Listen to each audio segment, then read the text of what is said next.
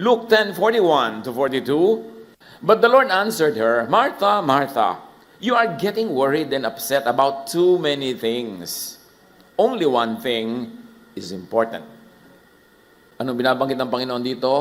Huwag na dapat na mag-alala ng maraming kung ano-ano. Konti lang ang dapat na unahin at bigyan talaga ng halaga. Para masaya ang buhay, dapat maraming wag na. Wag nang kung ano-ano pa. Panginoon, salamat. Dahil kayo na mismo nagtuturo sa amin to eliminate the non-essentials. Kayo nagtuturo sa amin na magpahalaga sa mahalaga at isa-isang tabi yung hindi naman talaga masyadong mahalaga. Panginoon, sa sandaling ito, patuloy niyo po kaming pangagalingin sa aming mga karamdaman pisikal, emosyonal at spiritual at ngayon papagliwanagin niyo ang aming isip para lumuwag ang masikip, gumaan ang mabigat, lumiwanag ang madilim. Teach us, preach to us, Father, with your powerful voice. Use only your servant as an instrument. We seek you, Father, in the name of your Son, Jesus. Proverbs 3:17, wisdom will lead you to a life of joy and peace.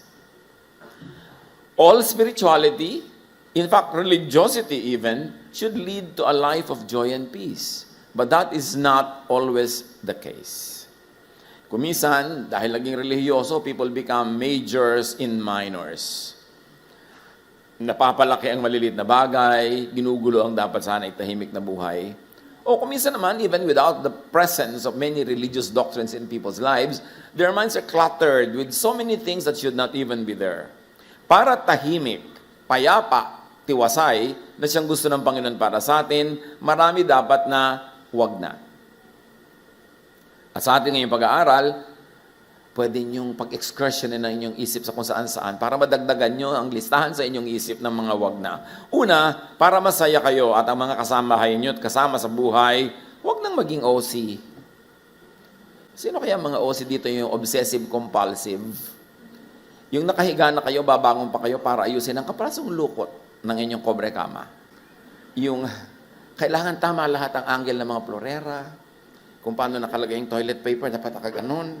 Yung, alam nyo, sigurado, maayos ang bahay nyo, sigurado maayos ang buhay nyo, pero hirap sa inyo, inyong kasama. Kasi hindi mahirap, hindi madaling may kasamang OC eh. So, sabi nga na matatanda, huwag na masyado maburiri. In other words, huwag na madetalye masyado. Huwag na maging perfect. Para relax lang ang buhay. Huwag na maging OC kahit sa mga maliliit na bagay and non-essentials. At yan sinabi ni Jesus kay Martha, Martha, Martha, you are worried about so many things. Only one thing is needful, my word. Why don't you sit there and listen like your sister Mary? Pero ang dami-dami mong inaalala, hindi ka tuloy matiwasay.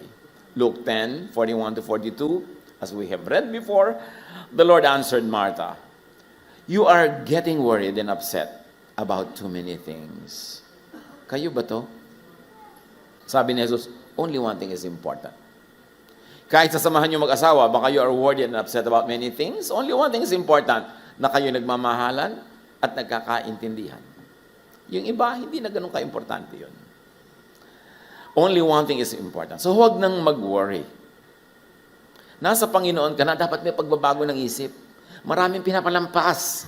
Maraming hinahayaan na lang, nilalagay sa filing cabinet. At huwag mag-overthink. Dahil naisip na ng Diyos ang lahat. Nung kinrate ng Panginoon ang buong sangsinukob, inilagay na niya ang lahat sa lugar. Naisip na niya lahat. Ang gagawin na lang natin, sumakay. Sundan ng natural law, sundan ng pangunguna ng Espiritu sa ating puso, at maging mapagtiwala. Philippians 4:6-7, huwag kayong mabalisa tungkol sa anumang bagay.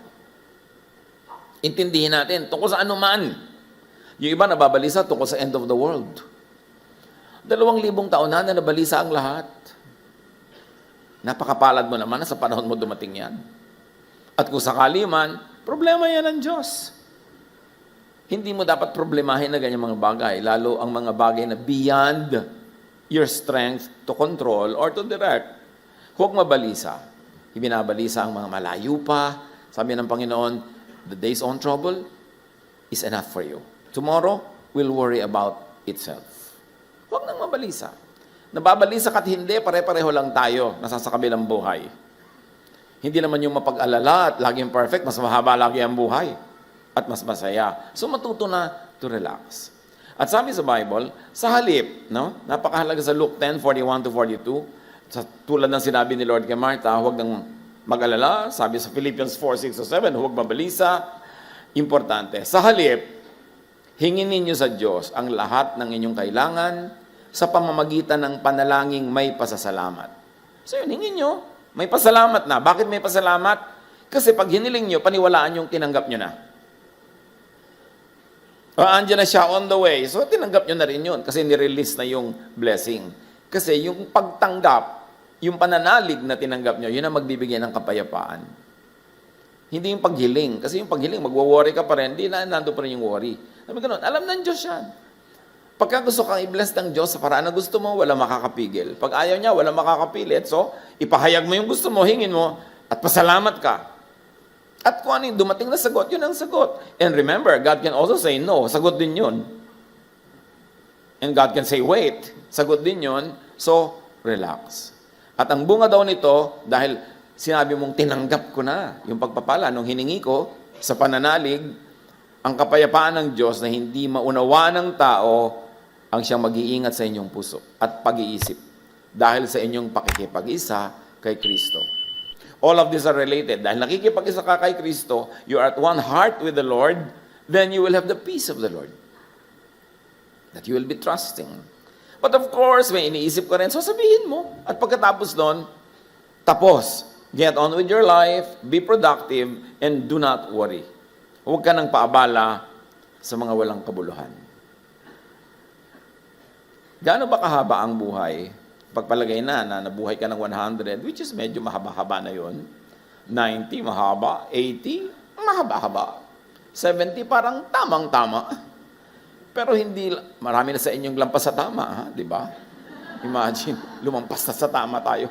Pero meron naman mga 10, 15, iba-iba eh. Pero ito mahalaga. Yung bang ibinigay na palugit na yon, sumulit. Nabuhay mo ba yon ng pinaka mabuti para sa iyong sarili at para sa iyong kapwa? Dapat, huwag punuin ang utak ng mga hindi dapat iniisip. Huwag pagurin ang katawan sa mga hindi dapat pagpaguran. At huwag ubusin ang panahon sa mga dapat hindi pag-ubusan ito. Kaya dapat tayo maging mapanuri. Ano ba talaga yung konting tunay na mahalaga? 1, mahalaga na sa pamilya, nagmamahala, nag-iibigan, nag-uunawaan at nagtatanggapan. Mahalaga yun. Pero napakaraming mga panggulo doon na dapat yun ang masabi mong, ay, non-essential yan. Hindi ko na dapat yan isali sa listahan ng priority. Hindi ko na i-require sa mga family members namin na maging perfect, maging ganito, maging ganon. Kung ano yung best version of ourselves, we will accept one another and be loving and be peaceful. Yun mahalaga. Mahalaga ba halimbawa na talagang may birthday party kahit walang pera?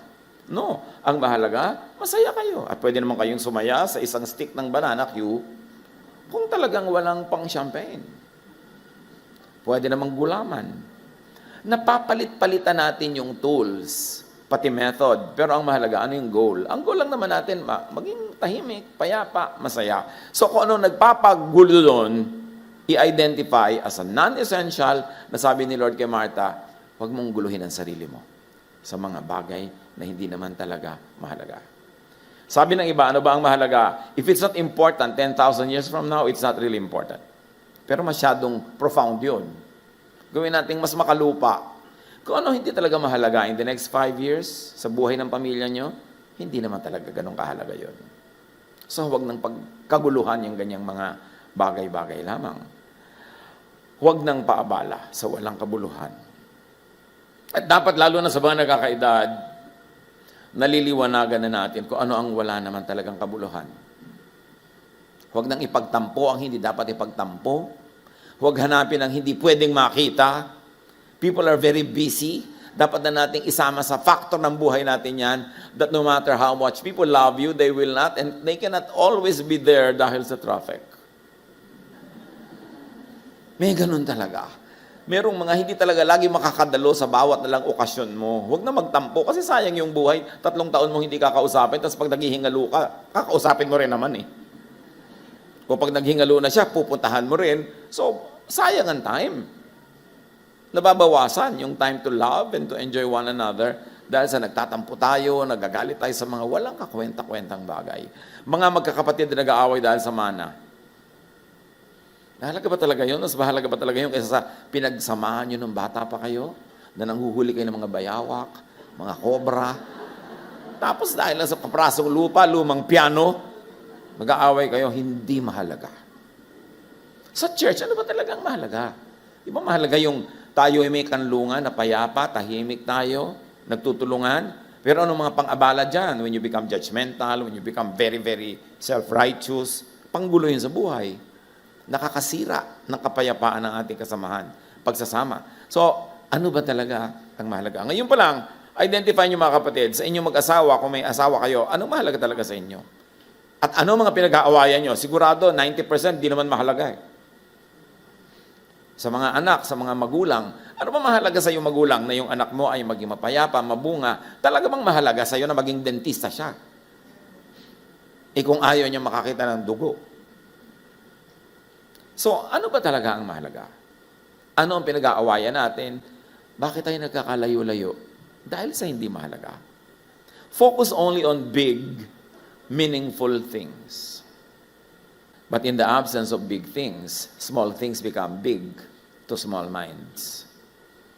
So para lumiit ang isang minamalaki, dapat ang palakihin natin ang ating isip. Kasi pag malaki ang utak mo, yung dating malaki, lumiliit. Ay, maliit na bagay. Wow, lumaki na utak mo ha. Dati napakahalaga sa iyo yan. Kasi maliit pa utak mo nun eh. Di ba? Pero dahil lumaki ang utak mo, lumiit yung dating malaki. Wala namang maliit at malaki sa mundo ah. Yung isang butil na bigas, maliit, kung langgam ka. Lalo na kung amoeba ka.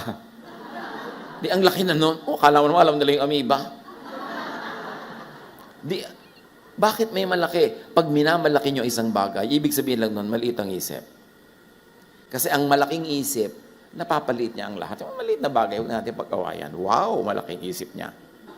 Kaya ipagpray natin yan, sabi sa Bible, be changed by the renewing of your mind. Babait ka, bubuti ka pag lumalaki ang iyong puso. Kasi pag lumalaki ang iyong puso, lumadami ang kasyang mahalin. Pero pag ang liit ng puso mo, ang konti lang ng pwedeng mahalin mo, yung nakaka-please sa'yo, yung lamang nakakaabot ng iyong standard, kasi ang liit ng puso. Pero pag nilakihan mo, kasya ang lahat. At ganoon ang puso ng Diyos. Kasya tayong lahat. So dapat pagkasya hindi natin ng maraming bagay, mga biyanan, pati manugang nyo, dapat kasya dyan. At ganoon din yung mga manugang sa biyanan. Ba't nyo hindi ipipwera yung biyanan nyo, nagpalaki sa asawa nyo? Di ba? Napakalaking foolishness yan. Kailangan isalin nyo siya. Pagka hindi nyo minahal ang biyanan nyo, hahatiin nyo ang puso ng inyong asawa. Yung ba gusto nyo sa buhay, hati siya. Ikaliligayan nyo ba na hati siya? Paano kung ang hati niya vertical? At tubuan siya ng pakpak. Gusto nyo yung ganong asawa? Kaya kailangan, yung mahal niya, mahalin nyo rin, lakihan ang isip. Para tahimik tayo. Tulad ng sinasabi sa 2 Timothy 2:4. No one serving as soldier gets entangled in civilian affairs, but rather, he tries to please his commanding officer. Pag daw ikay isang kawal, ang laman ng isip mo, military affairs, not civilian affairs. So kung wife ka, ano dapat laman ng isip mo? Husband ka, pamilyado kang tao, estudyante ka, manggagawa ka, ano dapat ang laman ng isip mo? Dapat yun ang isipin mo. Para hindi ka sumabog, huwag nang sabog. Walang kwenteng sabog-sabog ang isip, sabog-sabog ang ginagawa, kalat-kalat. Focus on essential things. Alam niyo yung laser, kaya maraming na-achieve. Nabubura din yan yung mga tabinging kilay na itinatu yung laser, di ba? Bakit effective ang laser? Kasi focused. Ngayon, kung flashlight yan, sabog na ganun, wala siyang masyado ma-achieve. May iba naman siyang purpose. So sa buhay, dapat naka-laser sharp ka sa important things. Focus on essential things. Proverbs 4:25, let your eyes look straight ahead. Fix your gaze directly before you. Yung pupuntahan mo, doon ka tumingin. Para hindi ka maligaw, hindi ka maakit na lumiko dito, pumunta doon. Dapat alam mo kung saan ka pupunta. Yun ang essential. Dapat alam mo, ano bang gusto ko ma-achieve sa buhay? Ano ba yung general direction? What is the general direction of your marriage? To stay married and to stay happy together as long as God allows you to live on earth. Now, ano mga abala doon? Alam nyo kung ano yun. Alam nyo kung ano magiging dahilan para mag-away, maghiwalay. Huwag niyong gawin. Kasi ang goal nyo, nung nagpakasal kayo, para kayo till death do us part. Tapos after 3 years, yung pala, till Stella do us part. Till Richard do us part. Hindi yun kasi till death do us part. So look at that and stay in that direction. Alam mo yung mga non-essentials, alam mo ang panggulo. Papasok kayo ng school, alam nyo kung gaano kahaba yung course, ilang taon, dapat bago matapos yung taon na yun, or exactly, matapos yung course. Pero kung ito yung course mo, nakatingin ka sa mall, nakatingin ka sa pasyal, nakatingin ka sa lakwatsa, 9 years ka na sa college. Tapos, biology 101 pa rin. Sa ulo mo na ang korte ng pakpak ng paru-paro, pero first year pa rin ang level mo kasi hindi ka tumitingin dun sa dapat mong tingnan. Nagpapaakit ka sa mga panggulo sa buhay. And in many aspects, that's the same. Proverbs 25:17 teach us the next thing, which is, huwag nang ilagay ang sarili sa alanganing o sa gulo. Marami tayong mga kakilala, nasa gulo, sila ang lumagay doon. Hindi ka naman pupuntahan ng gulo para hatakin eh. Kailangan puntahan mo yung gulo. Kaya dapat conscious ka. Proverbs 25:17, seldom set foot in your neighbor's house. Too much of you, and they will hate you. Wala na dapat yung sobrang pangangapit bahay. Nang equivalent ngayon ay sobrang mag-social media. Ilan na nakaaway nyo dahil sa comment? You know, ang iksi-iksi ng buhay, sige, makipag-away kayo sa mga di nyo kakilala tungkol sa politika at relihiyon. Makipagbakbakan kayo para sa inyong kandidato na hindi kayo kilala.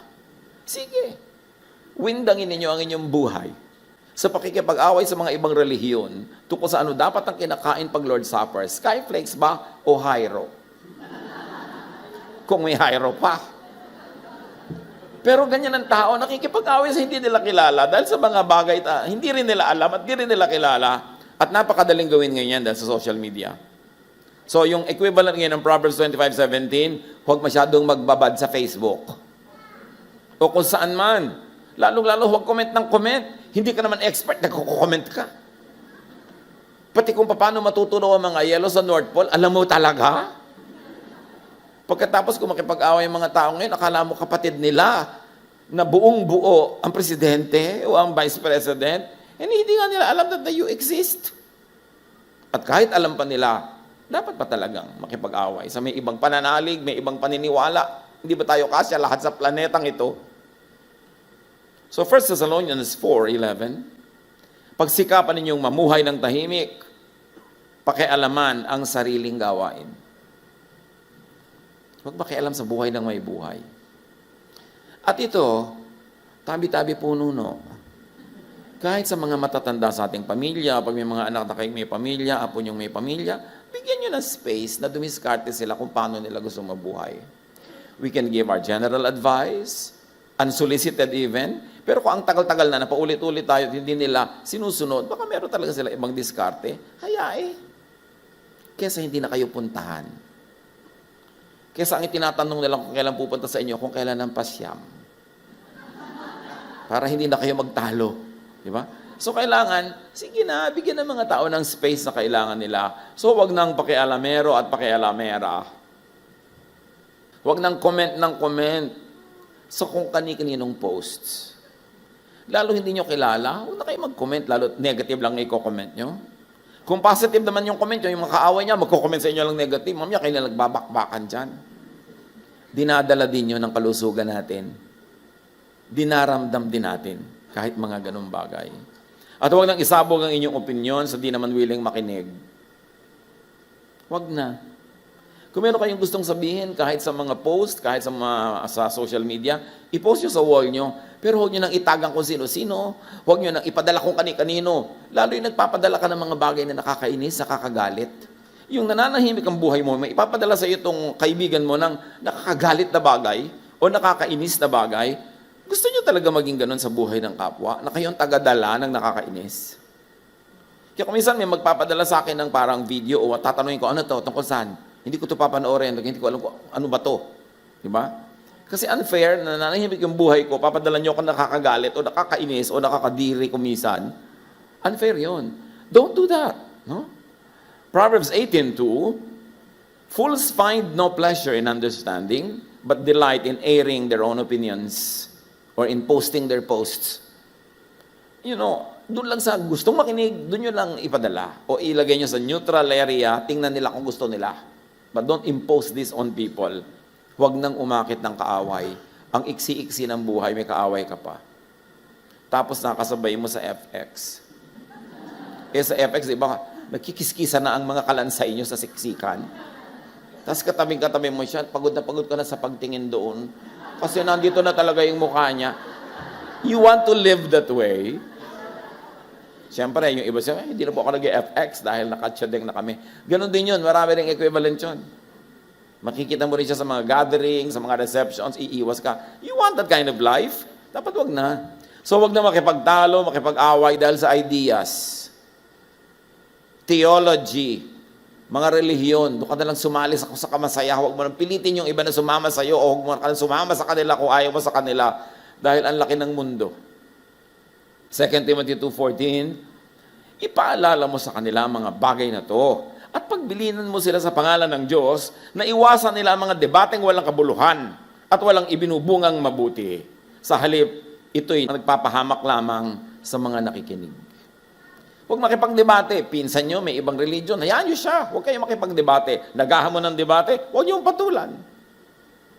Pinakawalang kwenta yung debate kasi ang parehong nagpupunta sa debate, walang makikinig. Pareho ang kanilang gusto ay manalo. At kung gusto mong manalo, ba't ka makikinig? So walang makikinig, napagod kayo. Para bang mga mag-asawang nag-aaway, wala namang nakikinig sa kanila kundi kapitbahay.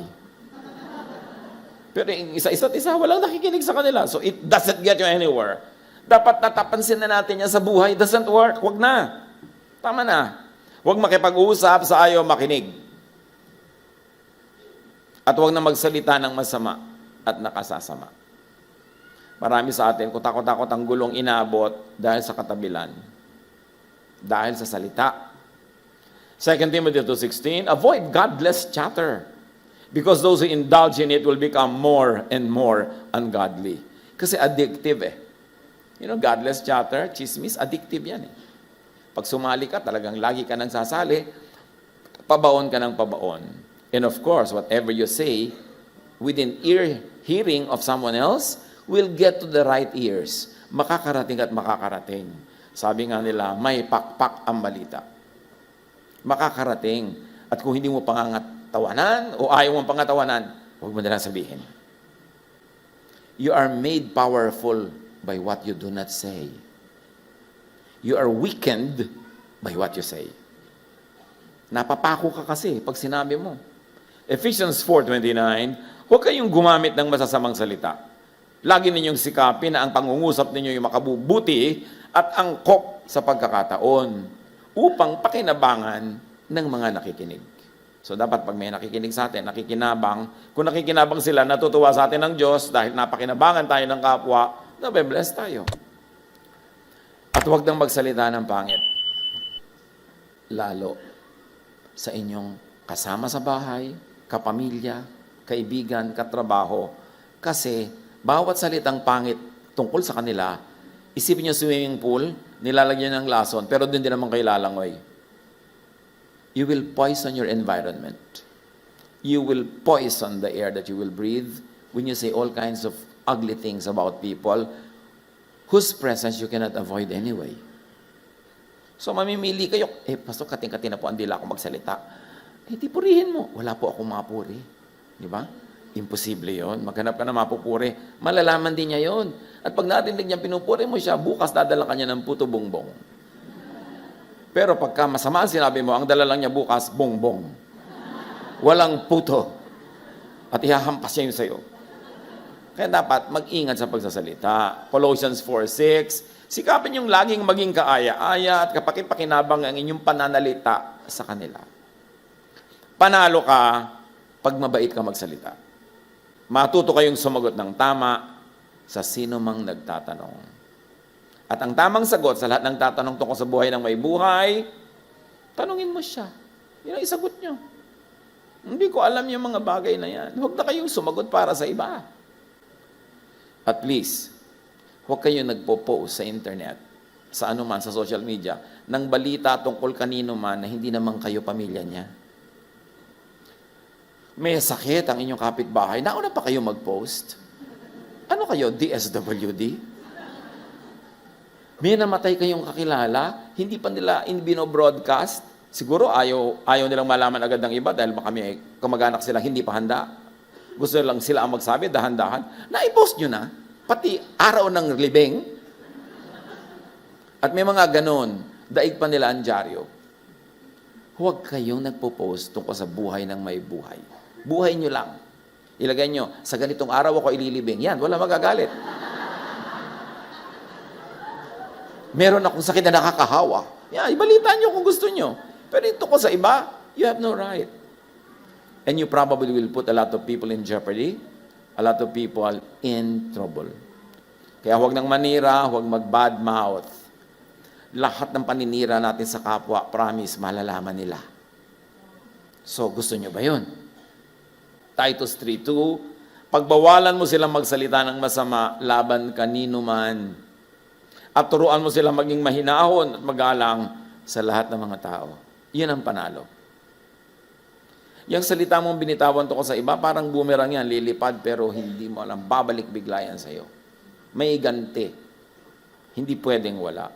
At napakahalaga, gusto nyo yung tahimik na buhay, mga kapatid, huwag magyabang. Ang kayabangan, mahirap i-maintain.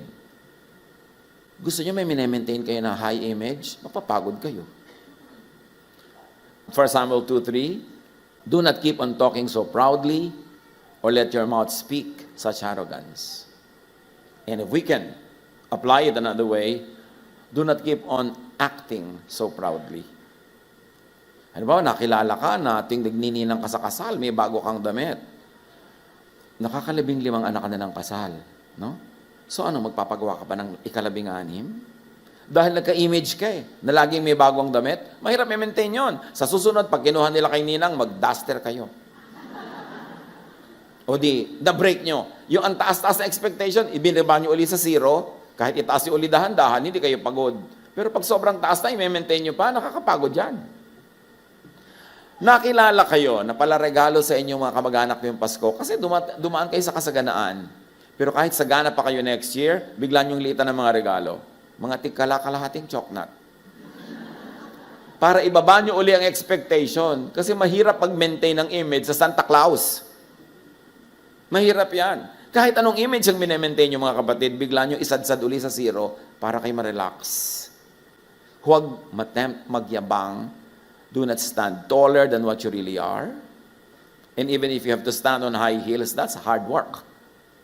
Do not buy what you cannot afford. And do not spend more than you earn. Para payapa, tahimik ang buhay. Huwag kayong mangutang ng mangutang dahil sa pagyayabang. May utang ka dito, may utang ka doon. Para kang hinahabulan lahat ng maniningil, mangangayayat ka. Magiging butot balat ka, papangit ang iyong balat. Sasabihin ng mga chismosa, marami kang utang, ano? Kitang-kita sa itsura mo. Di ba? Kasi hindi mo na mailihim. At alam nyo ngayon, yung mga naniningil, kung minsan may mga nakamotorsiklo, paglabas mo ng bahay mo, nandun na. Hahagin sa kanang lambat. Ano ka, hipon? Pero grabe ngayon. Alam nyo, mga bangko, mga pautangan, mga credit card, kasarap kausap sa sales. Yung magbebenta sa'yo, di ba? Pero ang credit and collection, ha? Nakausap na ba kayo ng mga taga-credit and collection? Lumalabas ang pangil, lumalabas ang mga kuko at ang mga buntot ng mga kumpanya pag credit and collection ang kausap nyo. So iwasan yung makausap sila. Huwag na rin kayong makipag-usap doon sa sales kung hindi nyo afford. Kasi ang bastos-bastos na nila pag naniningil. Lahat ng pananakot, lahat ng panggigipit. So ang sarap-sarap kausap pag binibentahan ka, uutang ka sa kanila, 3 years to pay, pero subukan nyo lumampas kayo ng 1 oras, iba na. ang takbo ng buhay. Do not live beyond your means. At kung meron sa ating mga napasubo na, nando na, mag-scale down na kayo. Ibaba na ang bandila. Sabihin nyo na sa mga tao, I cannot afford that anymore. Ay, hindi ko na kaya mag-anak ng isa pang kasal. Gusto mo, reregaluhan kita ng basong may bungi? Pwede. Pero yung magme-maintain ako ng image sa galante, pala libre, pero hindi ko naman afford, you are courting trouble. And you will get sick. Ng karamdaman ng mga taong nabubuhay beyond their means. Kaya dapat iayos ang buhay. At isa pa, para tahimik, huwag nang madada, action na lang. Huwag niyong pangunahan ng salita ang gawa. Gumawa na lang kayo ng gumawa. Para kung hindi niyo nagawa, walang maninisi. Pero nagsalita na kayo, hindi niyo nagawa, mahirap yan. James 3:13, who is wise and understanding among you? Let them show it by their good life, by deeds done in the humility that comes from wisdom. Meron kayong gusto ma-achieve, gawin nyo na lang. Huwag nyo na sabihin. Lalong-lalo, huwag nyo sabihin bago nyo magawa. Kasi kung hindi nyo nagawa agad, meron na kayo ngayong pananagutan. Live wisely. Do not live foolishly. You have only one life. Pakasinupin nyo ang pagdaan ng panahon na hindi na uubos sa needless worry, hindi na uubos sa pagpapaliwanag dahil sumuot ka sa gulo, hindi na uubos sa pakikipag-away, kundi ikay payapa, tahimik. At huwag nang nagar, huwag nang makulit, at huwag nang sobrang assertive and domineering. People do not like being dominated. And if you're over-domineering, people will not like you. Sa mga may authority, magulang, biyanan, mga administrator sa trabaho, huwag niyong gamitin yung inyong authority para mag-dominate ng tao. Gamitin niyo yun para, if i-nourish sila, para yung galing nila lumabas. Para yung giftings nila mahasa. Para kung sino sila, totoo, as God created them, lumabas. Hindi yung kayo ang magdidirect sa buhay nila. Very, very especially, yung mga may authorities sa pamilya. Mga parents, mga biyanan. Try to not over-dominate people who are under your power. Siyempre, lalo sa atin, may power talaga, may authority ang matatanda. Gamitin yung authority nyo para kayo mamahal, hindi para kayo kamuhian. Gamitin nyo yung inyong influence para sila ay ma-inspire sa inyo, hindi yung umiwas sa inyo. Be wise. Kung talagang power comes to power and push comes to shove and shove comes to push, talaga namang may authority kayo eh. Kaya nyo silang sikilin, kaya nyo silang gipitin. Pero ba't gagamitin nyo yung power para manggipit imbes magpalaya? Mamamahal pa kayo. Mag-isip-isip. Huwag niyong idikta sa iba yung paraan ng buhay na gusto niyo para sa inyo kasi may sarili silang isip. At kung nagkamali sila, pasensya sila, matuto sila. We should be available for advice kung hinihingi. Once in a while, kahit hindi hinihingi, but they're in danger, we give it. Pero doon sa mga hindi naman malaking bagay, hindi naman risky, hindi naman life-threatening, hayaan nyo nang dumiskarte yung tao. Lalo't above the age na sila na dapat lagi na lang binabantayan. Matuto tayong magpawala. Yung lumaya ang mga tao. Para pag nandyan sila, alam natin, kusa silang nandyan dahil gusto nila tayo, hindi dahil tinalian kasi natin. Learn. Sabi sa Proverbs 21:19, better to live in a desert than with a quarrelsome and nagging wife. Kaya palang ang dami nasa Middle East. Well, meron din naman quarrelsome and nagging husband. You know, a quarrelsome and nagging anyone is not nice to be around. So huwag na nating dominahin. Lalayuan ka lang at iiwan ka pa kung pwede. Mahalaga pa para tahimik ang buhay, huwag na magwala. Huwag na tayong dumating sa point na galit na nagmumukha na tayong clown. Alam nyo, lalo meron kayong kapangyarihan, nagalit kayo, ilalabas yung kapangyarihan nyo, actually you make a clown of yourself. Because that's a wrong use of power. Proverbs 29:11, fools give full vent to their rage, but the wise bring calm in the end. Pag daw hangal, talagang wagas na wagas magwala, magalit. Pero pag matalino ka, kalmado ka lang. Pinipili mo kasi ang papatulan. Kung magalit ang mangmang ay walang pakundangan, Ngunit ang matalino'y nagpipigil na ang galit niya'y mahalata. Ni hindi nga ipinapahalata pag matalino. Proverbs 29:9, if a wise person goes to court with the fool rages and scoffs, and there is no peace. Nagpupunta na kayo sa husgado para yun ang batas ang umiral, makikipag-away ka ba doon? Manduduro ka pa doon? Yung mga nagbanggaan ng mga kotse at nagkiskisan ng mga kotse nyo, tapos lalabas kayo, may dala kayo tubo. Tutubuhin nyo talaga yung kabilang driver dahil nakiskisan yung kotse nyo, and you think bida ka doon. Kahanga-hanga yung mga tao na nagkiskisan ng mga kotse nila, tapos sabi nila, pareho nating ayaw to, uwian na lang, kanya-kanya lang tayong pagawa. Yung talagang kakawit pa iba, talagang, para maduro lang niya yun, para siya magbayad, di ba? Parang 3,000 lang talaga gagawin mo yan. Wala po akong 3,000, kaya hindi kayo huwag ka nalang magkotse. Mga kapatid, pag nagkotse kayo, lalo sa Metro Manila, ihanda nyo na loob nyo na magagalusan, makikiskisan, mabubundol, mapipipe, para tahimik kayo. Pag hindi nangyari, ito ang tuwa ka ngayon. Pero pag nangyari, sabi mo lang, naturally, tahimik ka. May risk. Lahat ng may risk. Gawin mo, pero tanggapin mo na may risk. Hindi talaga matatahimik ang tao na magsusuot ka ng kagad-agadang hikaw, tapos natakot-takot ka masnatchan. Di ba? Ang ilagay mo lang clip-on para pag in-snatch, hindi malaslas ang tenga mo. Ngayon, ayaw mo mag-ganon, huwag kang magsuot. Simple lang naman eh. Pero huwag tayong lumagay sa lugar na kailangan tayong mag-alala. Pag may ginawa kang ganon, handa ka na. Magkakaroon ka ng handaan, ilagay mo na sa loob mo na may mga guest kang may dalang supot. Gusto-gusto kasi ng asawa ko yan. Ikaw naman, kain ka pa nito. Ayaw mo pang pansinin. Gusto-gusto talaga ng asawa ko yan. May mga ganon. Ngayon, kung ayaw mo ng ganon, huwag kang maghandaan. Italaga mo na ang iyong sarili na may gaganyan. Pag nangyari, sabi mo, I thought about this, now it's happening. Tahimik ka lang. Don't expect too much from people. Napaka-importante. So, 1 Peter 3:10, if you want to enjoy true life and have only good days, then avoid saying anything hurtful. And never let a lie come out of your mouth. Tahimik ang buhay mo. Yung mga nagsisinungaling, nambobola, tumatahi ng mga kwento, lagi silang takot mabisto. Hindi sila matatahimik. Always live by the truth as much as you can. Huwag ka nang umimbento ng mga kwento para wala kang kailangang i-maintain. Liars run, though no one chases them. Natatakot sila sa kanilang mga sariling anino at hindi sila matatahimik. Dear God, thank you for these nuggets of wisdom from your word. Ang dalangin namin, maunawa namin kung paano i-apply sa aming mga buhay.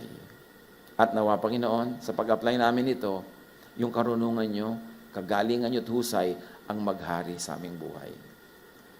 Sa aming pagbubulay-bulay ng mga karunungan na ito, turuan mo kami, Panginoon, huwag maging sensitive, kundi tanggapin namin ang correction, na maging good sport kami when we are being challenged by your truth, at ang lahat ng ito, ikabuti namin.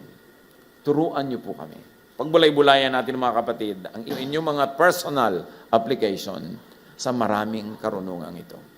Tumahimik, sumandali sa presensya ng Espiritu ng Diyos.